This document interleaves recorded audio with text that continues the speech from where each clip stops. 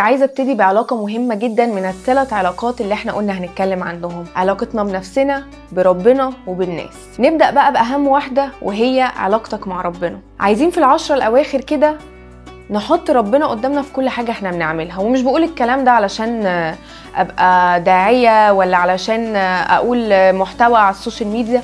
بقول الكلام ده لان فعلا لو ما عملناش كده دلوقتي هنعمل كده امتى؟ هم دول ال10 ايام اللي الواحد بيعيش على دعواتهم كمان.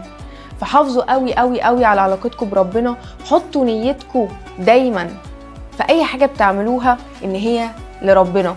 انا النهاردة وانا بشتغل ومن مكاني دلوقتي حاجة بابايا علمها لي مهمة جدا، هي تعدد النوايا، وان انا اخد حاجة انا اصلا بعملها.